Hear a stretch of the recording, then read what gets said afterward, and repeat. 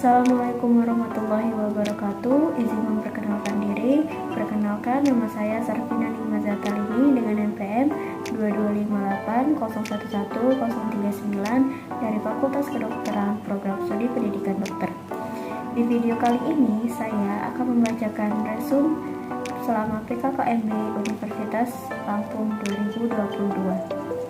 Check it out.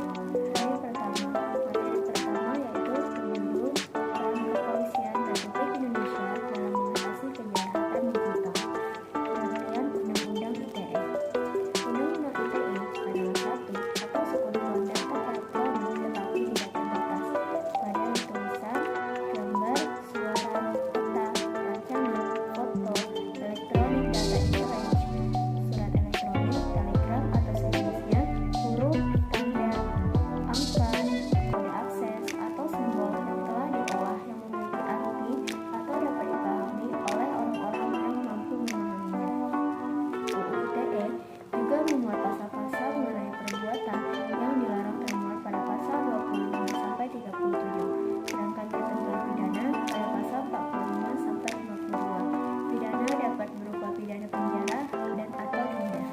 Pemanfaatan teknologi informasi dan transaksi elektronik dilaksanakan dengan tujuan untuk 1. Mencerdaskan kehidupan bangsa sebagai bagian dari masyarakat informasi dunia. 2. Mengembangkan perdagangan dan perekonomian nasional dalam rangka meningkatkan kesejahteraan rakyat. 3. Meningkatkan efektivitas dan efisiensi pelayanan publik.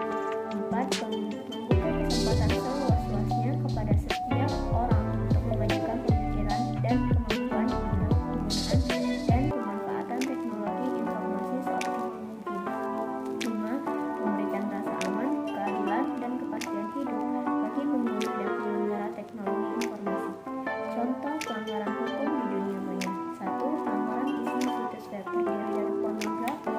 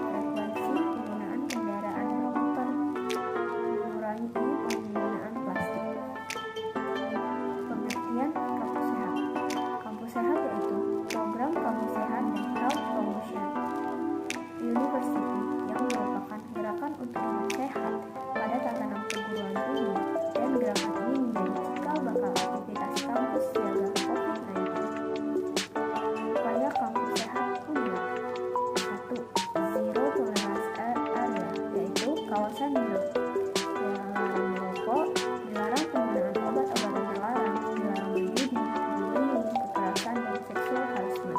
Kedua, parkir terpadu dan pembatasan penggunaan kendaraan bermotor.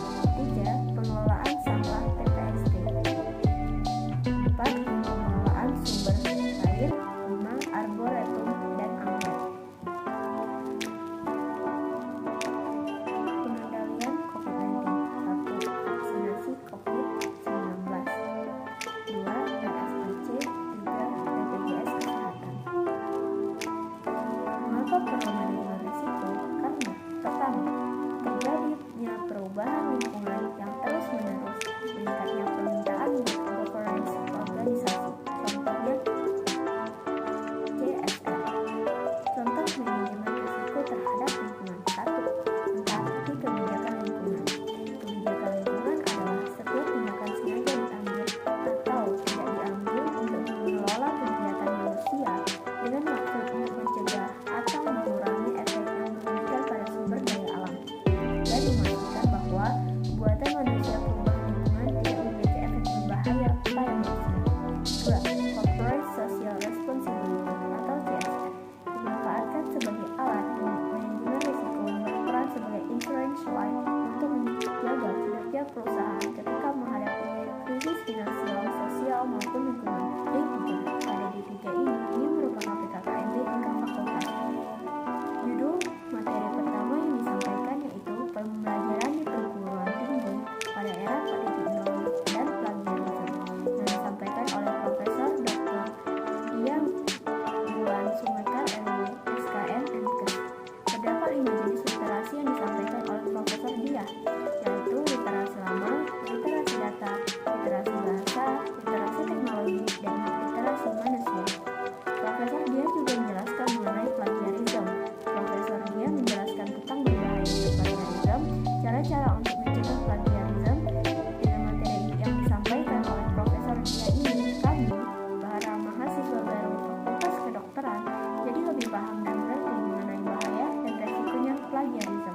Materi kedua ini berjudul tentang sistem perkuliahan dan pembimbing akademik sistem perkuliahan. Isi dari materi ini menjelaskan bahwa sistem perkuliahan di Fakultas Kedokteran Universitas Lampung terdiri atas kurikulum belajar,